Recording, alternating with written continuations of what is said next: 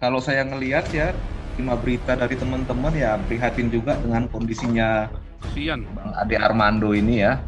Dia mengalami geger otak, kemudian juga eh, darahan di lambung dan di hati. Gede-gede, wah segede-gedenya ya. Itu kapasitas 30.000 orang tuh gedung tuh. Kapasitas 30.000 orang itu gede banget itu gedung ya, kalau ada masuk ke dalamnya itu. Wah, kita sudah lakukan yang Denny Siregar ngomong. Ya, yang Ade Armando ngomong. Nggak ada yang mempan. Akhirnya muncul orang kaya saya. Ya kan, pertama kali menghebohkan dunia persilatan kan. Jeder. Sakit tahu, anjing kau. Kan begitu kan. Baru semua tergopoh, oh iya sakit ya, ternyata orang Kristen merasa sakit ya. Baru nyadar loh kalau sakit. Sebelumnya kan kalian nggak nyadar kan kalau kita sakit kan, kalau gereja yang dibakar, ditutup, kalian budekin toa sehari 5 kali kuping kita diam-diam kayak Gilbert, kayak tai semua kan, kayak tainya Gilbert semua kan, pusing Anda. Si Jenny Siregar bilang, habis lu diem aja sih. Nah, begitu tampil kayak saya, nah, maunya apa coba Denny Siregar sama Ade Armando? Bingung kan?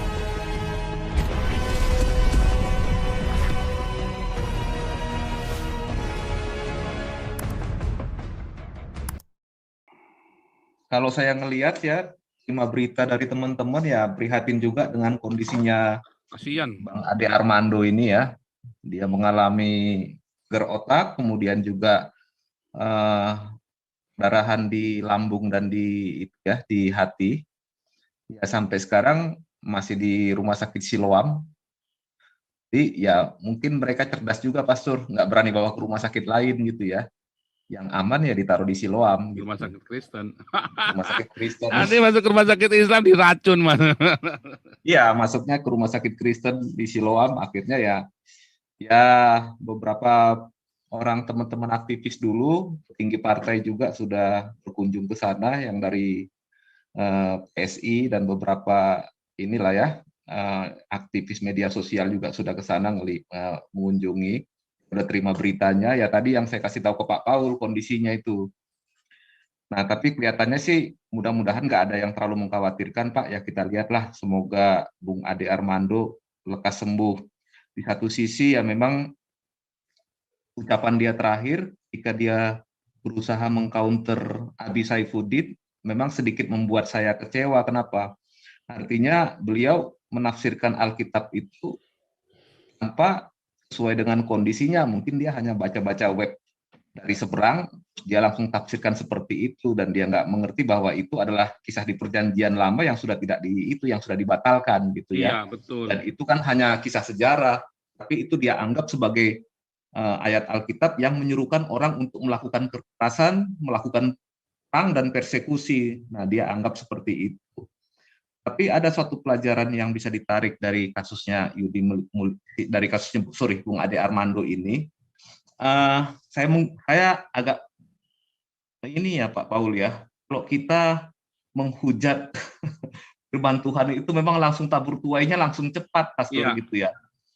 Lepas dari saya sendiri kenal beliau ya, jadi artinya dia orang baik, saya tahu dia orang baik, nasionalis dan pejuang ini ya, pejuang kemanusiaan juga. Uh, Lepas dari ada kesalahan yang beliau lakukan, kita cukup prihatin, tetapi memang uh, hati-hatilah ketika kita mengomentari firman Tuhan itu gitu. Kita mengomentari firman Tuhan yang benar ya, bukan Tuhan yang karangan manusia, yang buatan manusia gitu. Hati-hati, kenapa? Tua itu langsung berlaku gitu. Beliau berusaha membuktikan bahwa beliau akan aman-aman saja. Ya secara logika, dengan dia interview dengan ini ya, dengan wartawan di lingkungan yang tidak aman seperti itu sangat berbahaya menurut saya. Kemudian juga katanya memang dia itu justru untuk menyuarakan aspirasinya tidak menyetujui perpanjangan 3 periode ini. Sebenarnya ini kan permainan lawan-lawan Jokowi untuk menjebloskan Jokowi sendiri untuk mengikuti 3 periode ini, dan itu untuk ya semacam decoy atau pancingan, dan beliau berusaha untuk meluruskan itu. Tetapi ketika dia mendampingi bahwa dia satu aspirasi dengan mahasiswa, Dia kan nggak tahu Pak, dia itu sudah incaran orang sejak lama gitu. Dia udah dikuntit istilahnya, dan memang mungkin tim yang memprovokasi dia termasuk wanita itu bisa jadi udah tim yang memang sudah diarahkan untuk ini, untuk mengikuti dan untuk memancing gitu. Nah, itu yang saya rasa kurang bijak ya, kurang berhikmat lah Bung Ade Armando ini. Namun demikian, ya kita juga harus waspada ke depan. Kelihatannya ini ya eskalasi yang akan dilakukan oleh kelompok pro khilafah ini ke depannya ini akan semakin meningkat ya beberapa minggu ke depan ini. Kita lihat Pak, tujuan jangka pendeknya ya menjatuhkan pemerintahan yang sah gitu. Tujuan jangka panjang ya mengganti ideologi Pancasila dengan khilafah. Itu yang kita tidak mau gitu Pak Paul gitu. Nah, oleh sebab itu ya, memang dibutuhkan teman-teman itu ya harus berani bersikap, berani berbicara, dan berani ya mengatakan apa adanya seperti toanya Pak Paul dari seberang lautan sana gitu. Kira-kira itu Pak Paul dari saya. Mungkin ada beberapa tambahan dari rekan-rekan yang lain. Terima kasih Pak Paul. Ya, sebentar. Ini saya sambil siapkan obituarinya rekan kita Yudi Mulyana. Oke, nggak apa-apa. Oke. Tapi itu memang cepat ya. Saya setuju tadi ya. Dia cepat sekali. Dia sudah tahu bahwa itu artinya bukan seperti itu. Tapi dia sengaja. Artinya kesengaja. Ada orang latah ya. Ada orang latah karena dia nggak ngerti. Tapi si Ade Armando sudah tahu bahwa itu nggak ada ayat bahwa tidak ada Alkitab orang Kristen ngajari gitu, nggak ada. Dan dia sengaja memutar balikannya seakan-akan mau mencari pembelaan. Oh itu langsung kena ya. Tetapi di satu pihak, kalau saya melihatnya lebih begini Pak, bahwa si Ade Armando ini dia sedang kena tulah ya dari perkataannya dia sendiri. Ya bahwa ada orang Islam yang baik kok. Orang Islam kalau masih baca Al-Qur'annya udah nggak baik. Ya, dia harus agnostik, dia harus liberal dulu. Artinya Islamnya itu menjadi sekedar kultur buat dia. Bukan menjadi ideologinya dia. Ya, banyak yang baik kalau begitu. Ade Armando sendiri kan. Ibu Koni yang sering kemarin kan baik juga kan. Baik Pak. Saya kira bukan Najwa juga baik. Bukan Najwa apa? Najwa Shihab juga baik. Ya kan? Iya. Mereka adalah orang-orang Islam yang meninggalkan ayat-ayat di dalam Al-Quran dan meninggalkan semua mitos-mitosnya, kemudian mereka berpikir dengan akal sehat. Tetapi kalau bilang orang-orang Islamnya tidak menyebut mereka Islam, ya kan? Najwa dibilang Syiah, Ibu Koni dibilang bukan ini karena membelain orang Israel terus. Ade Armando dibilang bukan Islam, dan Ade Armandonya ngeyel. Kalau yang lain sudah tahu, tapi Ade Armando kan ingin membuktikan kan, wah enggak, banyak yang masih baik. Sekarang dia tahu bahwa teman-temannya nggak baik. Ya, dan saya kira itu sesuai dengan Peus tadi itu ya, 70% orang Islam nggak baik. 70% orang Islam ya kan, Peus tadi itu kan dulu kita pernah belajar di sini 70% orang Islam menghendaki syariah Islam diterapkan di Indonesia. Jadi memang nggak baik. Nah kalau Ade Armando masih mau bilang baik, nah dia kena tulah omongannya sendiri. Dia kena batunya omongannya sendiri. Tetapi bukan berarti bahwa Ade Armando terus konyol berdosa, enggak. Saya kira bukan masalah itu. Tetapi dia memang Tuhan lagi kasih tahu dia, kamu terlalu naif. Mungkin hatimu baik, tapi kamu naif. Ya. Dan itu nggak disadari oleh Denny Siregar dan teman-teman yang lain. Mereka naif. Ya, nah ini saya kasih yang gede ya supaya kelihatan foto gambar saya nih. Suatu ketika Denny Siregar kan ngomong ya, itu 2 tahun yang lalu saya masih ingat ya Denny Siregar ngomong. Karena orang Kristen sih, ya orang Kristen tidak berani membela dirinya sendiri. Makanya kalian didesak terus, ayo dong orang Kristen tampilkan dirimu. Nah begitu tampil orang kaya saya, Denny Siregar bilang apa? Jangan keras-keras. Ya kan, si Ade Armando bilang apa?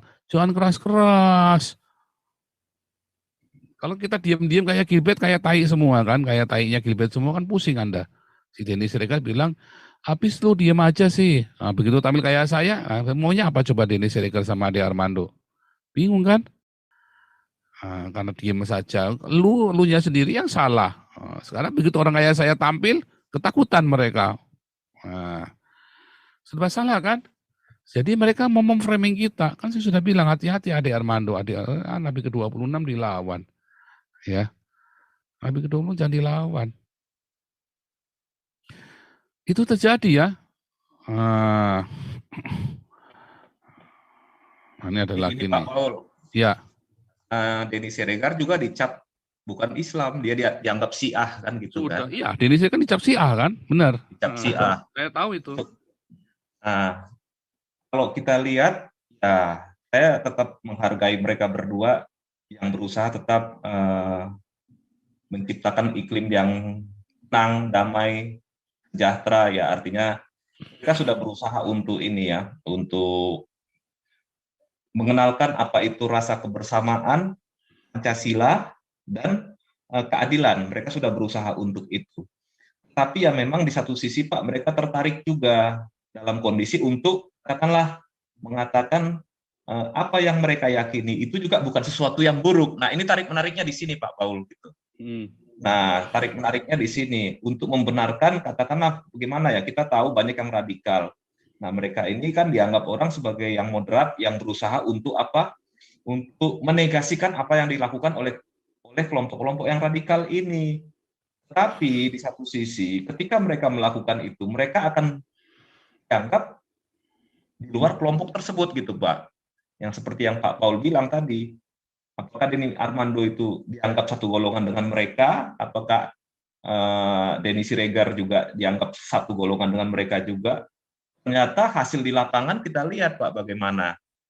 Hanya ada kesempatan sedikit saja, itu pun ketika orang interview dengan media tentang gerakan mahasiswa, ada langsung yang menyerang. Itu kalau kemarin itu polisi nggak menembakkan gas air mata ke kerumunan massa itu udah habis itu Pak. Habis nggak tertolong. Karena sudah habis Pak. Kemarin juga polisi kan ya setengah keras juga kemarin. Teman-teman yang di lapangan yang bilang, ya terpaksa harus ditembak itu. Nah, mereka mundur baru bisa dievakuasi Pak. Jadi ya artinya memang janganlah bermain-main dengan sesuatu gitu. Artinya kita jangan naif gitu, Pastor gitu. Jadi kita harus memang ini. Ya, saya sih berharap begini, semoga mulai sekarang ke depannya Ade Armando, Denny Siregar maupun siapa itu Rudy Kamri sudah bisa melihat gitu. Artinya ya itulah yang terjadi gitu. Gunakanlah pikiran kalian gitu untuk menilai sesuatu yang kalian alami itu. Jadi jangan hidup di dalam di dalam dua pandangan yang selalu tarik menarik seperti mereka. Tapi itu juga kan ya saya tahu sih tujuannya untuk berlaku adil itu. Tapi ya memang ya kita lihat ternyata keadilan itu sulit masuk buat mereka sendiri, Pastor gitu. Iya. Ya. Jadi nggak realistis. Ini nggak realistis gitu Pak, karena mereka tarik menarik antara satu sisi mereka juga ingin membela sesuatu yang mereka yakini, tetapi di satu sisi juga mereka ingin menolong kaum minoritas ini. Tapi apa yang mereka lakukan itu nggak akan mungkin bisa dapat dua-duanya, Pak. Kalau di dalam ilmu ekonomi kan ada yang optimal gitu. Kalau di sini nggak ada, Pak. Ini udah masalah hitam putih. Nggak ada yang optimal di sini gitu. Nah, gitu. Ini kelihatannya Ketua Pak Santi Amr sudah masuk nih. Mungkin mau ditambahin, tulang, silakan. Sebentar, saya nambahkan dulu sedikit. Jadi begini, habis ini sebentar sabar ya Pak Santi Amr sama Pak Andi ya. Jadi apa yang diucapkan oleh Ade Armando ya harusnya sampaikanlah dengan yang lebih sopan. Oh kita sudah lewatin 70 tahun kami ngomong dengan sopan. Ya kita diinjek kakinya, kita disodok, kita dikebiri titiknya, kita dipersekusi, dibakar gereja ya di segala macam. Kita cuma bilang, aduh sakit. Sakit tahu. Sakit. Sampai akhirnya kita diam aja. Soalnya kalau kita teriak lebih keras lagi kan takut kan. Wah gerejanya takut, pendetanya takut. Jadi apa yang Ade Armando ngomong sama si Denny Siregar, kita itu sudah, aduh kamu itu lebih pintar kami daripada kamu ngomong.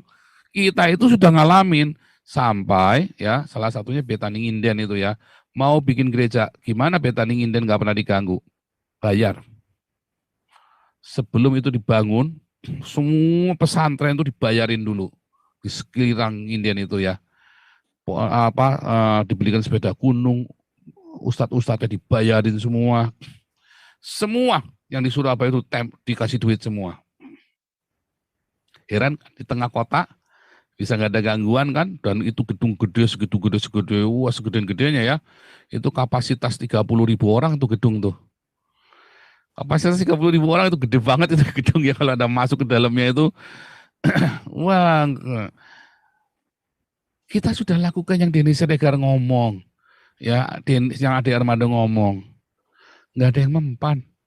Akhirnya muncul orang kaya saya, ya kan, pertama kali menghebohkan dunia persilatan kan, jeder, sakit tahu, anjing kau, kan begitu kan. Baru semua tergopoh, oh iya sakit ya, ternyata orang Kristen merasa sakit ya, baru nyadar lu kalau sakit. Sebelumnya kan kalian nggak nyadar kan kalau kita sakit kan, kalau gereja ini dibakar, ditutup, kalian budekin toa sehari 5 kali kuping kita, ya kan, karena gara-gara pengekan kita yang jadi korban, ya kan. Sekalinya kita sudah teriak sudah lama, Ade Armando. Denny Siregar, kita sudah teriak sudah lama, 70 tahun kita teriak. Kalian nggak dengar. Begitu saya teriak sekali, dengar nggak? Dengar. Langsung didengar. Pancasila langsung dirubah kan, sekarang PPKN kan. Ganti lagi buku Pancasila kan. Coba kalau kita nggak bikin buku Pancasila. Nggak kelar-kelar itu BPIP, tololnya minta ampun. Ya kan, mata duitan semua. Begitu kita bikin di sini cuma 300 juta habisnya, wah kejang-kejang BPIP sekarang langsung buru-buru bikin. Bagus kan? Anjing, sakit tahu. Baru kalian dengar. Masa kudu ngomong begitu? Ya memang orang Indonesia kudu diomongin begitu caranya kalau ngomong sama orang Indonesia. Nggak bisa Anda ngomong, tenun mas, ini sakit mas. Nggak bisa ngomong begitu. Anjing, sakit tahu nggak? Baru, oh iya, maaf. Baru begitu kan. Lucu kan? Itulah fakta kehidupan di Indonesia. Anda jalan ya, Anda jalan, motor Anda itu ya, terus ngotorin warung, muncrat airnya. Emang Anda pikirin? Enggak kan? Nanti kalau Anda dicegat, sambit pakai batu bata, baru tuh Anda sakit. Oh iya, lain kali kalau lewat situ hati-hati. Kenapa ya bisa begitu ya? Anda nggak nyadar ya begitu ya? Anda lewat, wang. Terus Anda disambit suatu ketika lewat, Anda baru pelan-pelan tuh lewatnya. Selalu begitu di Indonesia, harus begitu dulu. Zaman ayah saya meninggal dulu itu ya. Orang lagi kepaten, orang mah balapan di depan, sengaja ya balapan ya. Sampai air disambit sama orang desa kami ya. Jadi orang dari kampung lain rupanya nggak suka hati ngelihat itu yang layak 2 kilometer, terus dia kebut-kebut disambit sama orang di kampung kami itu ya, yang hormat, yang respect sama ayah saya yang ini ya, dulu lempar pakai batu mau gegeran, baru berhenti mereka. Kenapa ya harus begitu ya? Ya kan?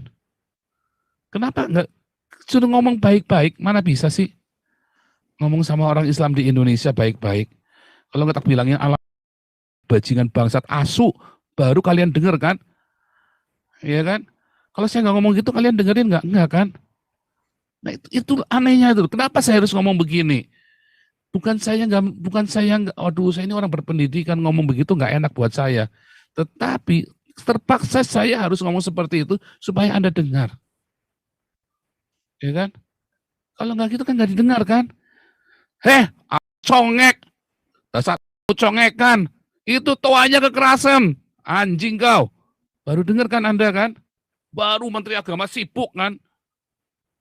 Benar nggak? Kan baru sih. Nah itu. Kenapa nggak perlu cuma kita omongin baik-baik? Kalau kita ngomong baik-baik kan dibakar wiharanya kan, saat rumahnya orang yang komplain kan. Coba kalau saya ngomong, kalian mau ngapain saya coba sekarang? Nggak bisa kan? Akhirnya kan kamu kudu turutin yang kita mau kan? Toanya dikecilin dong. Kan intinya kita cuma mau ngomong, toamu dikecilin dong, sakit nih kupingnya nih. Kan kita cuma mau ngomong itu doang kan. Kalau kita ngomong baik-baik kan gerejanya dibakar, wiharanya dibakar, rumah kami dibakar. Sekarang saya ngomong, anjing kau, congekan, kecilin toanya, babi kau. Kecilin kan toanya. Kan bingung kan, masa kita harus begitu? Ada nggak coba kita ngomong baik-baik kalian dengerin? Kan enggak kan? Mana didengerin sih? Anjing kau, kan ini baru kan? Dasar orang Islam kau anjing kau, kan baru didengerin kan? Kalau kita ngomong baik-baik didengerin nggak? Mana ada didengerin? Musyawarah Pak Kudul Mupeyang musyawarah. Nggak ada musyawarah di Indonesia. Musyawarah adanya gereja kita dibakar. Musyawarah adanya rumahnya dibakar. Musyawarah adanya kita dibacok. Bener nggak? Begitu kayak saya ngomong teriak, kalian bisa apa coba? Mau ngapain saya coba kalian? Nggak bisa kan? Makanya saya ada 20 orang kayak saya lah, 10 orang aja kayak saya. Kelar nggak itu? Kelar. Lanjut. Ini Pak Santiamar dulu apa Pak Andi dulu nih? Jadi ini ya, ada sedikit lagi saya mau tambahkan. Boleh, biar kamu. Jadi di satu sisi kita selama ini sudah capek ya, 70 tahun kita melihat gereja ditutup, gereja dibakar, orang-orang Kristen dipersekusi, mau kebaktian, udah pakai tenda, hujan-hujan dipasangin toa ke telinga mereka gitu ya. Itu HKBP yang di Bekasi kalau nggak salah ya. Jadi kita sudah melihat itu sudah capek rasanya gitu ya. Belum lagi yang korban jiwa, terhitung sebetulnya. Seperti yang data yang Pak Paul, ada 1000 gereja ditutup selama 20 tahun akhir ini ya. Nah, itu sebenarnya udah sangat menyakitkan bagi kita. Tetapi kita mau teriak kemana Pak Paul gitu kan? Karena gereja sendiri pun diam, PGI diam, tidak bersuara. Mereka ada di posisi nyaman, mereka terima anggaran dari pemerintah. Mereka terima privilege dalam hal politik maupun posisi mereka di mata otoritas yang berkuasa gitu ya. Kita nggak bisa berbuat apa-apa sebenarnya gitu. Nah, di satu sisi ya muncullah angin segar dari Ade Armando, dari Bung Denny Siregar ini, yang memberikan semacam hiburan atau angin segar yang sepertinya menghibur gitu ya. Sepertinya bahwa tidak ada itu yang namanya yang radikal, itu bukan pahamnya, tetapi itu adalah individunya. Akhirnya kita tertarik untuk mencoba menerima pikiran yang seperti itu. Tapi itu nggak selesai-selesai, Paul. Setiap hari kejadian itu berulang. Ya kita lihat beberapa hari ini kan ada 2 kasus lagi. Gereja di Bandung yang HKBP juga tidak bisa dilarang beribadah, terus gereja Katolik yang di mana itu ya, yang kemarin itu tidak boleh didirikan gitu ya. Ini kelihatannya tidak berhenti juga. Jadi artinya ini, saya malah berpikir, saya bukan ahli teologi Pak Paul ya, tapi saya melihat dari satu ajaran kok bisa ada dua situasi yang dihasilkan yang berbeda gitu. Saya kadang-kadang bingung gitu, jadi ngelihat situasi yang ada di Indonesia ini. Tetapi ya oke lah, di satu sisi kita tetap menghargai apa yang sudah dilakukan oleh Bang Ade Armando dan Bung Denny Siregar ini kan gitu ya. Tapi ini selalu membingungkan, kok ada yang baik, ada yang jahat gitu. Kalau kita lihat aja lah misalkan ya, kalau orang Kristen itu berbeda teologi, kita berdebat secara teologi ya wajar-wajar aja, tapi nggak pernah sampai menyakiti, sampai fisik atau apalagi mencederai atau membunuh gitu ya. Ya contohnya Saifuddin sama Yosua Tewula kan nggak saling bunuh kan. Maksimum cuman perang mulut doang, begitulah saling ngoceh-ngoceh begitu doang. Nggak ada yang sampai ditelanjangin kayak Ade Armando gitu, nggak ada lah. Nggak mungkin Saifuddin tega lah. Nggak mungkin lah, saya kira juga nggak mungkin. Misalkan juga ya saya lihat hamba Tuhan di mana-mana, walaupun berbeda prinsip, berbeda teologi. Paling perang mulut diam-diaman. Nggak ada tuh saling perang mulut diam-diaman. Mau bunuh, mau menggal itu nggak ada Pak gitu. Ini apalagi misalkan bilang darah halal itu ya nggak ada Pak. Itu sangat tidak mungkin lah ya di kalangan hamba Tuhan ya, itu nggak mungkin. Tapi perbedaan perdebatan teologis itu memang kerap saya lihat gitu ya Pak ya. Itu biasa. Nah, jadi saya melihat kok ada semacam dualisme menurut saya gitu. Saya juga bingung sebenarnya Pak. Nah, tetapi akhirnya ini apa yang terjadi dengan Bung Ade Armando ini menunjukkan ya artinya apa? Ya memang nggak bisa mendua itu Pak. Memang hanya satu sih ininya, arahnya gitu, ke arah kebaikan atau tidak, hanya itu aja, nggak mungkin setengah-setengah gitu Pak Paul gitu. Nah, itu aja kira-kira Pak Paul gitu. Terima kasih. Lanjut Pak Santiamer.